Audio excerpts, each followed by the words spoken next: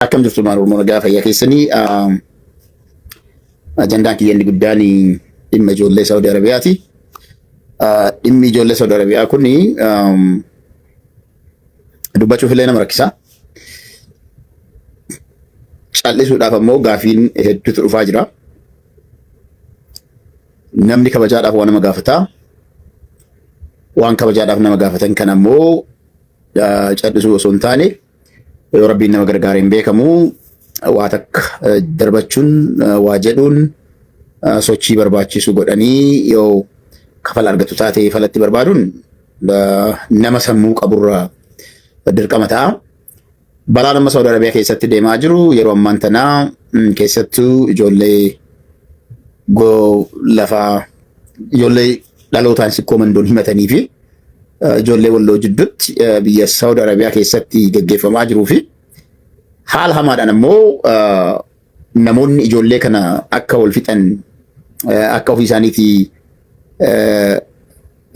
gochisuu kanneessaa irratti raawwatan dugda duubaan ajaja ta'anii tiiktookii kanarra ta'anii yeroo ergaa isaan dabarsan laayivii argee hin beeku. Because yeroo baay'een mata dureen ijoollee sammuun dhuufuu kana na biraan dhufu.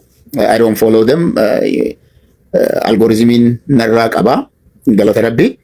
Garuu ammootu namoonni garee garaagaraa keessa fuudhanii nama galchuudhaan akkasumas immoo kallattiidhaan biyyoota garaagaraa irraa namni bilbiluudhaan waan kana hin callisina. Wanti kun karaa hamatti deemaa jira. Ilmaan hiyyeessaa jidduu kanatti bilaashadhuma ta'aa jiranii. Ijoolleen hiyyeessaa mana isaaniitii bahanii borunaaf dabartii yookiin ammoo maatii kiyyaaf ni darba jedhanii galaana qaxxaamuranii nyaata qurxummii ta'uu yookiin ammoo balaalee doonii irraa hafanii biyya biroos qaxxaamuranii Saudi Arabiyaa erga keessa kahanii booda gandummaadhaan wal fixu jiranii. Kanaaf wanti kun waan callifamuu hin qabne. Hin callisinaa nu gargaara. Yeroo isin namni waan kana hin dubbanne ajandaa kana namni amma humna keenyaa ol ta'ee jira. Dubbannee dadhabne. Yoo waan tokko dubbanne maqaa ati ganda sanarra gortee ati maal akkasii taate kan jedhu maqaan uummattansanii kan jedhu gaafileen warroonni waan kana yayyaalaa turanii yeroo komii kaasan komii kana kaasanii ammoo hin callisnu ammoo isinis nu gargaara gaafii jedhutu dhiyaachaa ture. Gaafilee kana ammootu akka nam tokkootti dhugaa isinitti himuudhaa fi dhimma ijoollee Saudi Arabiyaa kana isaan hidhamaniif sagalee ta'uu yeroo isaan Yemenitti rakkatan sagalee ta'uu yoo dandeenye dinagdeedhaan bira dhaabbachuu kanneen mana hidhaa keessa jiran keessatti yakkinoota isaan yeroo isaan peestaala uffatan peestaala isaanii wajjin uffachuu yeroo isaan daraman dararaa isaanii sanaa biyya nagaa keessa illee yoo jiraanne fiilingii sana godhannee mootummaa irratti dhiibbaa gaggeessuu diileen garaagaraa hojjetamaa tureera. Haa ta'uti garuu yeroo tokko tokko wanti Saudi keessatti gaggeeffamu kuni dhimma ijoollee Saudi akka hin dubbanne si godha. Fakkeenyaaf bochoonni ijoolleen dhiiraa Saudi keessa jiran nama hundaa miti namni muraasni dubartoota waliin haasawanii sana booda osoma waliin haasawan dubartiin yookaan jaalattee dogongoraan ta'uu danda'a. Yeroo isaan waan hin taane viidiyoo hin taane waraabanii itti kennan sana booda immoo viidiyoo kana qabatanii yookaan maallaqa fidii yookaan lubbuu kan keessi balleessa jedhanii yeroo isaan dararan ijoolleen Saudi keessa jiran hundaa miti namni hanga ta'ee tokko yogguu dararu namoota akkanaatiif sagalee ta'uun akka hin barbaachifne si mul'ata. Namoota akkanaa kana wajjin obboleessa keetu yoo taate jechuudha. Wajjin dhaabbachuun akka ati namoonni eessa akka ta'e daangaa namooma akka cabsan namni obboleettii qabu namni haadharraa bahe namni intala qabu namni dubartii mana isaa yookiin fira dubartii tokko qabu dubartii takka alagaa irraallee yoo baate diinuma irraallee yoo baate jechuudha. Dubartii madiinaa yoo taate iyyuu safuu Oromoo keessatti aadaa Oromoo keessatti dubartii irratti yakki hin dalagamu. Gara biraatiin ammoo waa'ee Saudii kana yeroo dubbannu dararaa ijoolleen keenya biyya Saudii kana irratti ga'u irraa kan ka'e yeroo mootummaa sana hin qeeqamu mootummaa kana hin qeeqinaa mootummaa kana miti kan rakkoo qabu mootummaa Itoophiyaati. Mootummaa Itoophiyaatti nu fudhachuu didee mana hidhaatti nu dararaa jira malee mootummaan Saudii nu galchaa kan jedhuun osoo loojikii agarru dhugaa osoo agarru keessumattuu warroonni iqaamaa qabdan kana jala sararraa himaa isin dubbadha warri iqaamaa qabu warra iqaamaa hin qabne akka akkas hin jenne yeroo nu afoo dhaabbatantu ture. Kana hunduma laallee dhumarratti laalee an akka nam tokkootti dhimma ijoollee Saudii kan irraa dubbachuun nutti hafuu qaba kan jedhuun jala sararee biraa deeme garuu osoo nutuu callisnu maqaa nu baduun hin hafne. Nan argaan yeroo ajandaa tokko hangama naan tuqe warri gandi ajandaan sun tuqu ijoollee Suudii ijoollee santu namoota santu harka keessaa qaba kan jedhan. Namaa miti ani harki kiyya dubbii kanarraa qulqulluudha. Dhimma Saudi Arabiyaa kanaa miti nama wal dhabu lamaayyuu harka keessa naqadhan. Nama lamaa ka wal dhabu keessa harka naqadhu. Ani kan hojjedhu kan irratti xiyyeeffadhu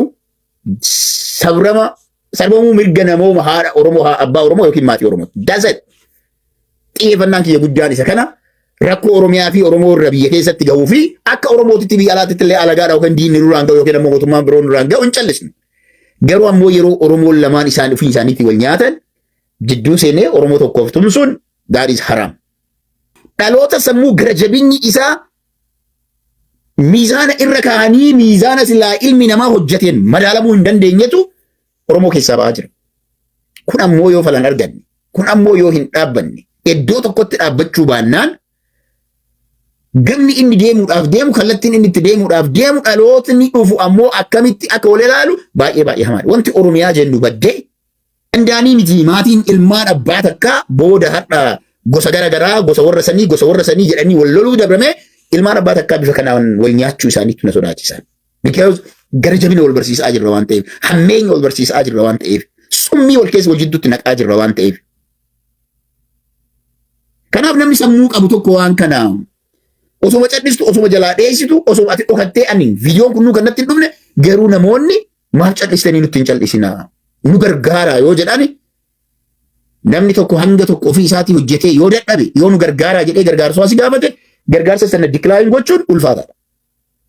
Nama ulfaata dhugaa isinitti himaa. Ani jaaladhee Arsii irraan dhalanne. Ilmi Walloo tokko jaalatee Walloo irraan dhalanne. Ilmi Harargee jaalatee Harargee irraan dhalanne. Kan Jimmaas kan Wallaggaas adii fi gurraachi illee maatii irraa dhalanne kana saba irraa dhalanne kana ofii keenyaaf filannee irraan dhalanne. Rabbitu irraan uume.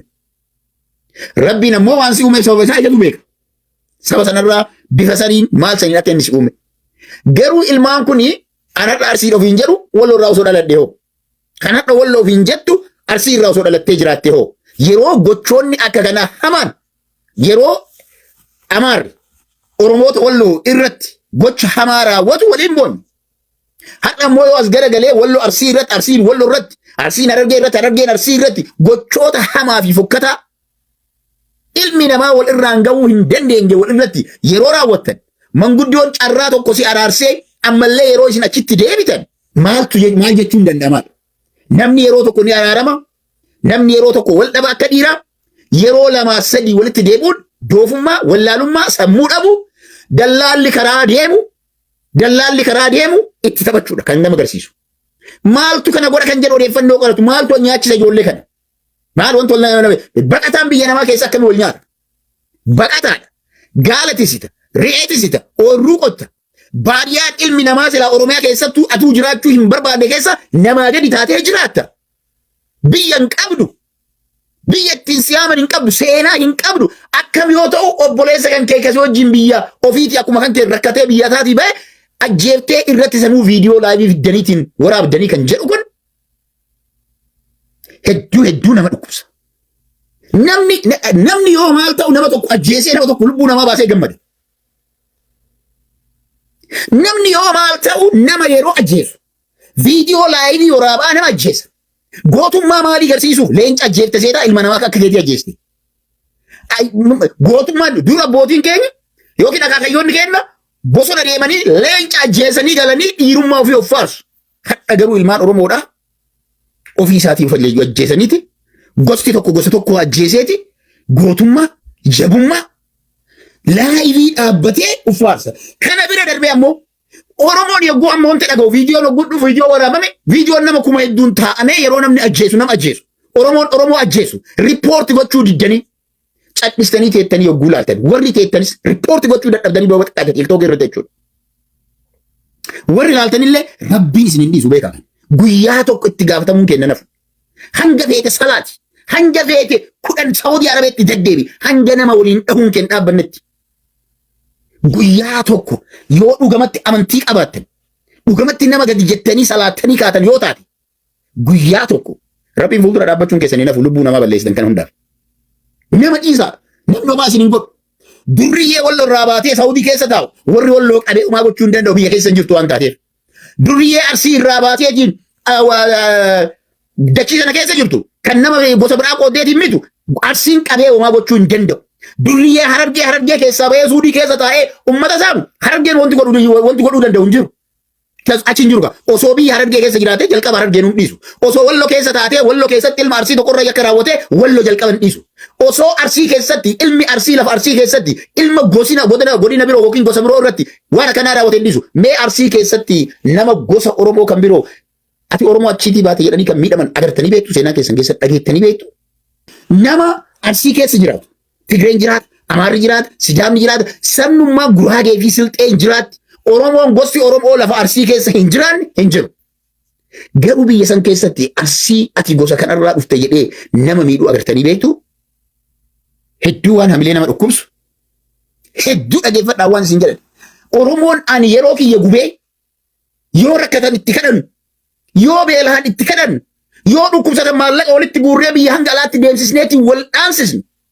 Yoo isaan mootummaan isaan darare rakkoo taanuuf lakki isaa nagaa buusaa guddina keessan barbaadna yoo barnootaan miidhaman maaf miidhaman ilmaan keenya jennee diyaasporaa keessa teennee falminuuf yoo Oromoon miizaanni isaa isii kanaa ta'e maaf yeroo kiyya gubaa gaafii jedhu namatti kaasa. Maaf yeroo koo balleessa. Maaf qabsaa'onni Oromoo akkanaa kanaaf wareegama qaalii lubbuu isaanii kennanii bosona seenan yoo saroota akkanaa kanaaf kan taatu taate maaf wareegama kafaluun barbaachisa. Akkamitti gabrichi lamaa anatu gabricha si caalu ta'aaf. Anatu daran arabticha kanaaf si ajjeesee si asii dhabamsiisee gaalaa fi harree isaa anatu si daran tissee gabricha galata qabu ta'aadhaaf yoo taate malee namni nama gabrummaadhaaf kompetiishinii seen ijoollee biyya arabaa seentu argeen. Gabrummaadhaaf kompetiishinii warra seen. Ilmi namaa silaa waliin wal taatanii waliin dhaabbattanii akka arabni nuu isin hin miine akka arabni nuu waan keessan yoo isin iyyuu kafaluu baate yeroon isinii kafalu wal gargaartanii silaa baadiyyaa sana keessaa ol baasanii iddoo jireenya itti fooyyeffattanii dhaqxan. Garuu wanti isin godhaa jirtan waan ilma namaa irraa eegamu osoo hin taane dhageeffadhaa isinitti hima. Seexaannummaan amma isin baantan seexaana jinnii seexaana jedhama feetan itti baasa. Seexaana summii waan akkana summii akka keessanii kana hin dalagu. Kanaaf isin seexanoota oliiti dajjaalota isin. Dajjaalota. Kabajaa kan hin qabne ilmi haadha irraa bahe ilmi abbaa irraa bahe namni obboleessa qabu iddoo kamittuu dhaladhu. Gochoonni amma isin walirra raawwataa jirtan yakki isin walirratti raawwataa jirtan wanti isin godhaatiin jirtan kun hamaadha. Abbootiin gadaa Oromoodhaa hundi keessan bakka jirtani. Sheekonni Oromoodhaa hundi keessan. Qeessonni Oromoodhaa hundi keessan. Hin rafinaa. Hin rafinaa. Kaa. Hin rafinaa kaa. Harargee baasaa. Walloon baasaa. Arsii baasaa. Wallaggaan baasaa. Jimmaan baasaa. Dubbii kana hatattamaan qabbaneessaa. Murtii irra deebii hin qabne. Dallaala biyya irraa ijoollee tana guuru. Ganda hundatti qabaa hidhatti guura. Ganda hundatti qabaa hidhatti guura. Gumaan kun harka isaanii jira. Maaf kana jedha. Laalaa wadhaa.